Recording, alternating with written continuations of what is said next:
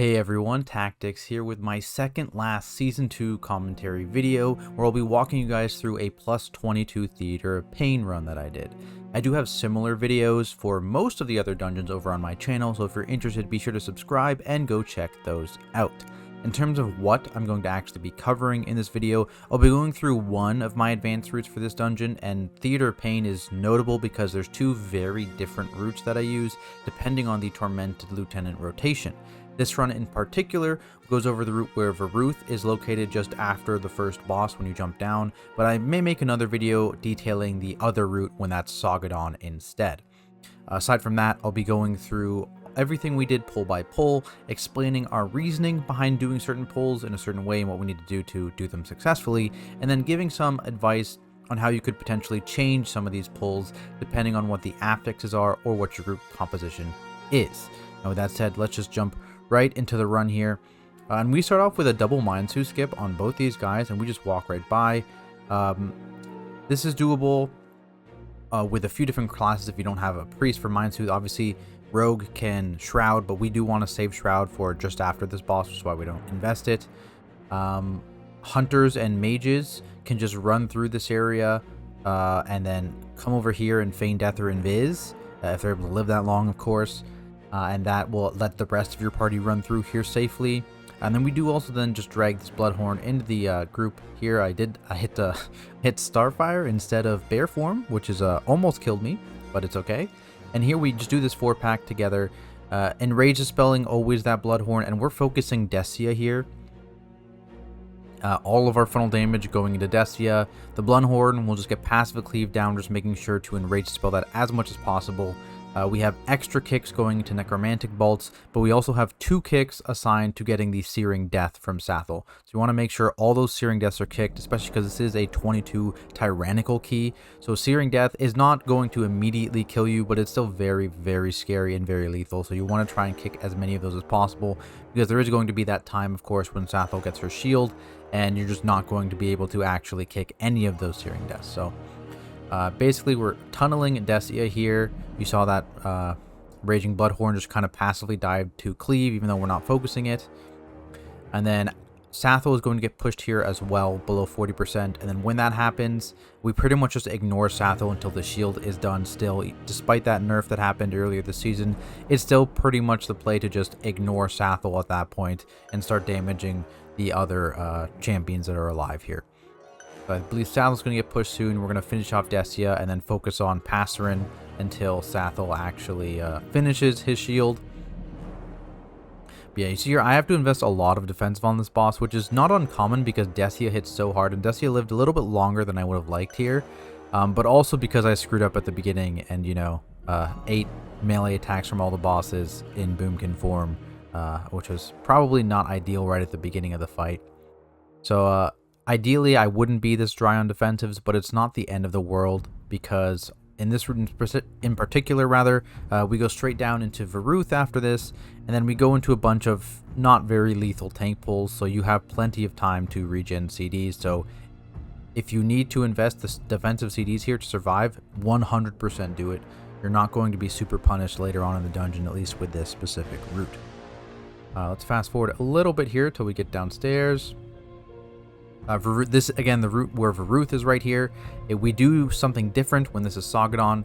I will probably actually make a whole separate video on that route. It's a similar story for the other side where there's 2 very, very different routes. So I'll probably make 2 videos for that dungeon as well. But just killing Varuth here, and then we are actually going up into the Necromancer wing from here. So it is quaking, so shrouding is a little bit weird. So we kind of want to wait. I hope this is a quaking, and I believe it is. He gets the banner, and we just stampeding, and we shroud all the way through. Yeah, I think we eat a swirly there, which is unfortunate. That's just the one thing you still have to worry about, dodging those swirlies, even though you're in the shroud. And so this makes this a little bit sketchy because of the inspiring mob. Normally, we would actually CC that inspiring mob with like a blind as we're running by. And then we'd pull the rest of the Shackled Souls, then we'd pull that last one in later, because this particularly on fortified, since it's not fortified, so it's not the biggest deal this week. But if it were fortified, that would be an exceptionally scary pack. Luckily, it's tyrannical, and we have enough burst AoE that pack will just die, even if we pull the inspired mob in. And so that works for us, mostly because, again, I mean, the Windwalker is a big reason for that. So if you don't have good burst 5-6 target AoE, definitely recommend CCing that inspiring mob and then pulling the rest in so you can actually still AoE stun, kick, all those things. But if you have the burst AoE like we do, we can basically ignore that inspiring mob. Arcolith here. Portal Guardian, not much to talk about. It is Tyrannical week. These guys aren't terribly scary. They die pretty quickly. Just fast forwarding here. We go right on the first portal and the second portal as well, actually. Just kill these Maguses. Make sure you're dispelling or spell stealing, whatever it is. You're purging those shields. And we tend to leave kicks up when they're targeted at me, the tank. That gives us extra kicks to make sure that no one else actually gets bone speared. Because pretty much, if you even survive the initial hit, you're just going to get murdered by the dot afterwards, even on Tyrannical week. So you want to make sure those are always kicked when they're not at the tank. Now, this is a bad inspiring pull, so we do blind that Magus. And we just pull these guys back, and that's so we can make sure we get all the Soulbind kicks. We kill that Soulbinder ASAP, and as soon as the Soulbinder dies, we then pull that Magus in. Probably could have done a little bit quicker here, but not the end of the world. But again, this is another pull where, with our specific comp, and specifically on Tyrannical week, because the trash has less health on a Tyrannical inspiring week, we probably could have not CC'd that mob and gotten away with pulling it in and just nuking it down. Because they don't have a ton of health, especially on the Tyrannical week. So with our specific comp, that would have worked, but in most cases, and if when inspiring comes up on Fortified week as well, that's not going to be something you can really do. We come in this platform, this was right again. As I mentioned earlier, and we basically just chain pull as we kill Maguses. We pull in the next two Maguses because that the Bone Stormy guy, he has a ton of health, so this gives you a lot of time to kind of cleave him down, get those Maguses down. I think we missed a Bone Spear interrupt here, and that's kind of what happens. It just basically insta kills you, and we just keep chain pulling onto the Maguses, and we get them up afterwards, and we pull this entire platform overall. Fast forward a bit here. Them up. 3-pack, not much to talk about. Quaking, so there's not too much space, but dodging tornadoes, getting dispels on the curses, making sure you're getting kicks on the volley and the bone spears, and then we head straight into the Necromancer boss. Lust timing. So we lusted that first boss pull. I'm sure that was fairly obvious. We might have done it a little bit late. I think we did do it late.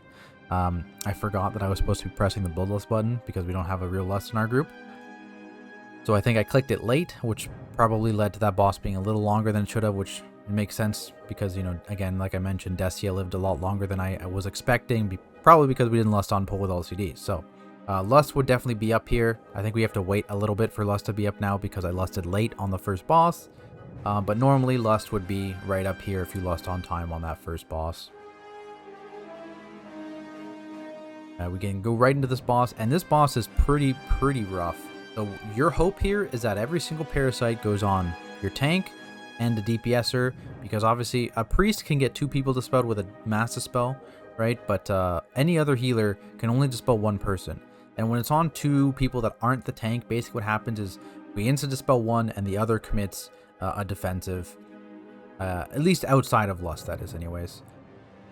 Yeah, see there, so we instant dispel the monk and the rogue cloaks. For other things, we'll see the monk use things like Karma, Diffuse. It deals a ton of damage. It hurts a lot. But that's the main thing on high Tyrannical keys you need to worry about, is just juggling who is defensiving the parasite and who is getting dispelled.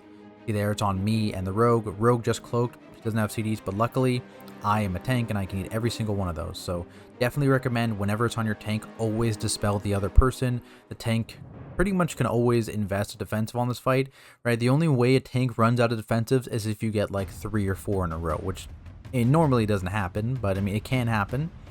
But for the most part, it's the safest to have that on your tank. Aside from that, this boss is pretty straightforward. It's just a ton of damage. You really want to make sure your healer is in an okay spot mana-wise going into this fight, because it is just very, very rough. And just coordinating those defensives is super, super important. Fast forwarding here a little bit, we go into Xav's Wing. First killing all these spirits, we jump right off, pull all these spirits, LOS. Again, same deal with the Inspiring in this pack. We can burst it pretty quickly. This still gets dangerous. See, we're committing a bunch of defensives here. Because we definitely need to with the Inspiring Mob and the damage going out even only on Tyrannical weeks. And we nuke that Inspiring Mob first so that we can start CCing the rest. But even then, like, you see, it gets pretty scary. I think this was like 7 targets though, so little target cap issues for now though. Not 9.0 and 0.5, but at least for now still a little bit target capped on that pull. But it got very close regardless. So next up here, Arbalest pull. I want to chain this into Sagadon, but the Arbalest getting the physical buff is very, very scary for the rest of the party. See, I have Incarn up, so I'm perfectly fine doing this, but we just wait a little bit, then pull him in, finish off that Arbalest. We got unlucky with the mini bosses here. Did not get Dokig. Dokig is the good one, the other guy, unfortunately, and Herugia is the good one on the second. If you get Dokig plus Herugia, you can pull them together, no problem, and 2-target cleave them down. That's a pretty solid time save, honestly. We unfortunately this pull did not get Dokig, so we don't even bother checking if we got Herugia here, because this guy is a bit of a pain combined with anybody, because he does a decent amount of damage to the whole party, and then also has the interrupting roar, which is a bit of a pain for your healer. So getting our powers here, we are forced to kill Sagadon here. It's a little inconsistent for the Xav boss. When you get thrown down, there is just a chance you accidentally pull Sagadon of no choice of your own, just depending on where you're thrown down. We haven't found a way to consistently not pull the mini boss there, and so we can't really skip Sagadon. Now, I have had some people ask me, like, are you able to actually skip Sagadon on High Tyrannical, because that will make the last boss hit very, very hard? And the answer is, at least on this level, 100% sure. 23 I think is also doable. We have done a 23 Tyrannical. 24 might be where it starts getting a little sketchy for most tanks that aren't like a warrior, but luckily for us, there is a warrior in the group, and you'll see when we get to that boss, we do some spell reflecting shenanigans on that boss, which lets us actually play Sagadon on the last boss in cases where we normally wouldn't be able to.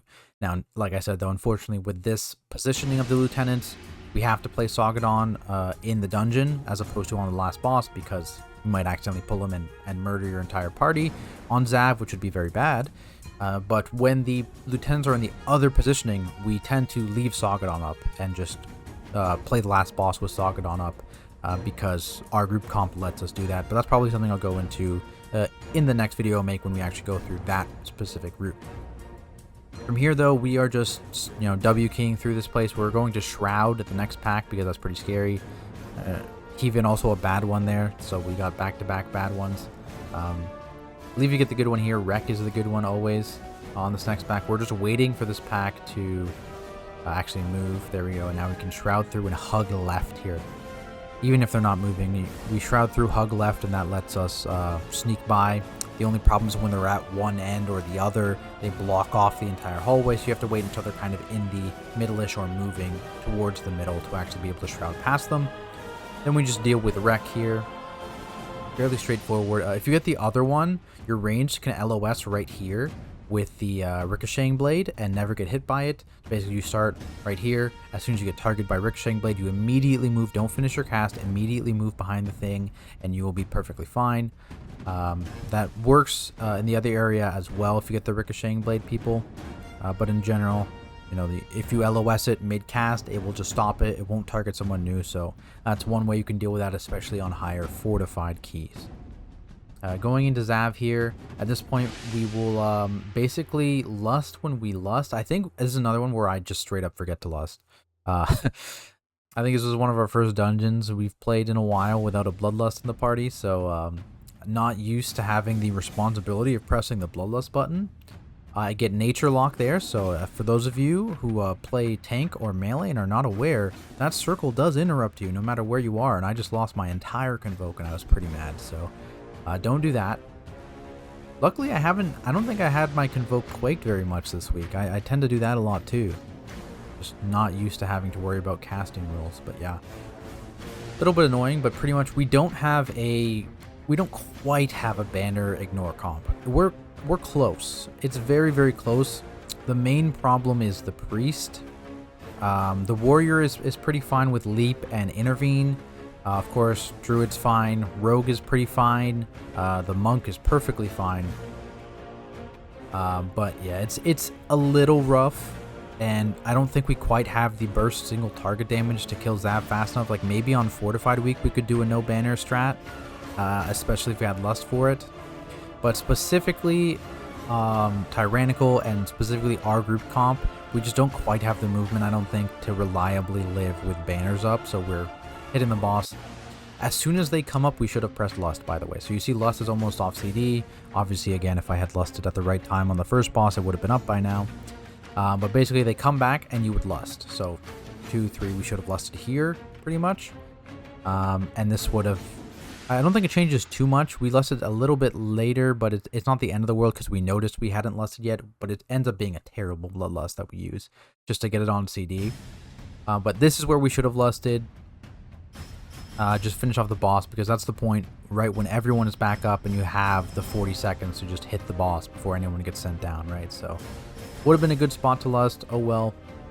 Finish off the boss here, and then we move forward to the Abomination Wing. And with Inspiring, we still CC the one mob, the one Inspiring mob, and then we pull the rest of it. Again, I'm in human form for some reason. We do pull it all back to the entrance, and we have kicks assigned. So there's 2 Sludge Spears. We have a kick assigned to each, and then there's the Horror. We have a kick assigned to him, and then there's the Butcher. We have the Rogue assigned to the Butcher to make sure that he doesn't devour flesh. The rest of that, we just pop big defensive there. You saw a barrier on the ground, but again, be very careful not to step in those swirlies, because those swirlies hurt a lot. So just make sure you're avoiding those. And once the major kicks are gone, we just pull in the refuse and finish it off. It has fairly low health, so frankly, we probably could have just pulled it all again with the burst if they focused it. But we might get into the problem of target capping, not hitting the right mob, right? So play that one a little bit safe. We just move on here. 3-pack, 1 inspired mob. Some clever use of knockbacks is probably used there, yep.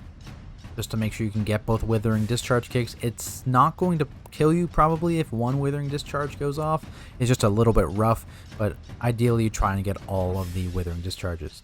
I believe it's at this point that we notice we haven't Lusted yet, and so we just kind of send Lust on CD so that we have it for the last boss here. And we just pull Oros. We did experiment with Oros on the last boss, and let me say it was not ideal. Similar to the whole Xav banner situation, we just don't quite have the comp to deal with it. Also, something like when you get pulled in by the portals, you're slowed, but you're pulled in at full speed still, so it's rough. So I don't recommend it. We do kill Oros. Again, it might be something Fortified Weeks. If you Lust post 50%, that would probably be you'd kill the boss fast enough that it wouldn't be too hard or too much of an impact. But Tyrannical Weeks, I don't recommend it. So we do kill Oros. We don't really need Shroud for anything else here, so what we can just use Shroud for is basically not having to wait the 5 to 10 seconds for the gas bags to be on a good path. Me having no idea what to pick here because they all suck equally. We just Shroud through and walk right by. And we head down, and this is just a W key straight to the boss. Another Diseased Horror here. Basically, we have the range bait far. And then I pull back a little bit, just so that Sludge Spewer, we try and keep him out there with a stun, just so he actually does his cast out there and we can interrupt him. So there's Withering Discharge, we can now interrupt him, and at this point the rest of the pack will be dead before he does another scary cast. So that's the reasoning for that. Make sure your range actually baits far away, so they'll jump out of the Inspiring range so you can actually get the kick off. Same deal here, we're just kind of W key in this hallway. There's no more Inspiring, so nothing really interesting to see there. Pulling all this stuff together with Incarn. Again, assigning kicks to the Sludge Spewer and the Horror, and stops to the Butcher. And then we're going straight into the boss. I actually do think it's possible for us to pull all this stuff into the boss, specifically on a Tyrannical week. The one problem you're going to run into that we found is those swirlies spawning right when the boss says hook in, which is pretty scary. But what we could do is, I guess, drag this pack to here, kill all the swirly guys, then walk into the boss with the last 2 up. But I think that's might save you like 15 seconds.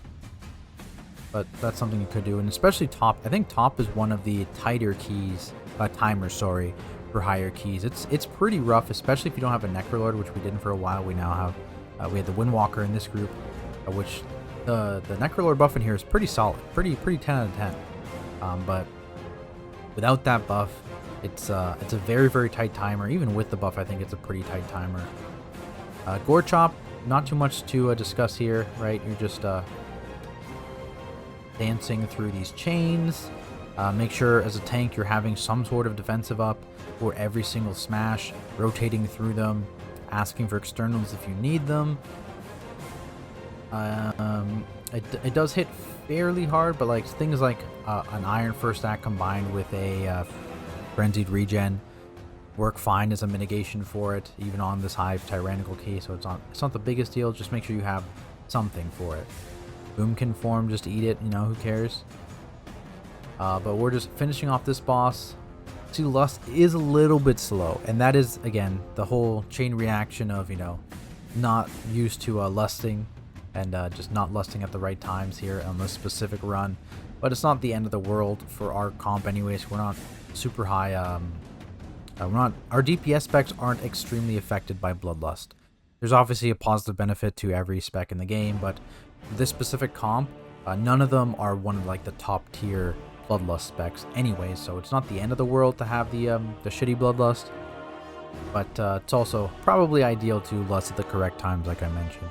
I'm just finishing off this boss, and we book it straight up upstairs as fast as we can to start the RP, and then this is also when we pull that last pack that we skipped at the beginning, right? That's a good time to kill them just during that RP, right? You have to wait for the boss to spawn anyways, so you might as well spend some time killing that 3-pack, which we do.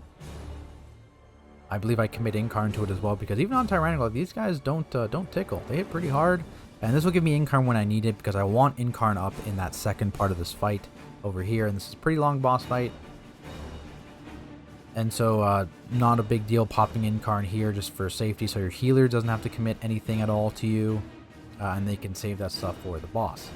Now, this boss here, like I mentioned, we do some weird things with the warrior, which enables us to play with Soggodon more than you would normally, and that is Spell Reflect. So Spell Reflect actually completely immune to Scythe. So if you have accurate Scythe timers, as you'll see here, warrior is going to taunt, Spell Reflect the Scythe, and I taunt back. No damage at all. He can do that usually every other Scythe. Sometimes there's enough delay by the spell queuing from like Dark Devastation and Manifest Death and all that stuff. It can delay the Scythe far enough that you can get back-to-back spell reflex. But for the most part, it's every other is what we tend to account for. And so that basically halves the amount of defensives that I need to use to live those Scythes. You see here we're going to have the Warrior Taunt again, mid Dark Devastation, because those spells are queued up. It's going to Scythe, Spell Reflect, and I taunt back. Just like that. Obviously, take some coordination, and with Soggodon up, if that warrior eats a single auto attack, he is dead. So you need to make sure you're quick on your taunts, and you have your timings down very good, pretty much. That is the important thing here, but it's, as you can see, like heavy damage reduction. You're taking almost no damage on this boss. If you were taking 50% more physical damage, you wouldn't notice it that much. That hurts a lot though. Definitely recommend popping. We probably should have barriered it, I think, but we were not expecting it to hit that hard. So in the future, when you're above 22 Tyrannical, definitely recommend defensiving that hit there. We'd probably rally barrier, or maybe just rally and not commit barrier.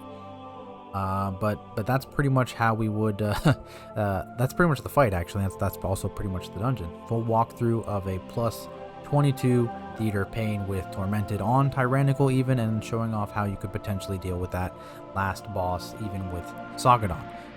Remember guys, if you enjoyed this video, be sure to leave a like and subscribe to the channel for more content like it. And I do, as I mentioned at the beginning of the video, have a bunch of other things going over dungeons in a similar way as this video, so be sure you check those out if you haven't already. If you have any questions regarding the route that we used in this video, potential changes you could make, or even just talking about Mythic Plus or tanking in general, feel free to leave a comment down below, or you can come stop by my Twitch channel at Tactics and I'll do my best to answer. That is it for this video though. As always, thanks everyone so much for watching, and I'll see you in the next one.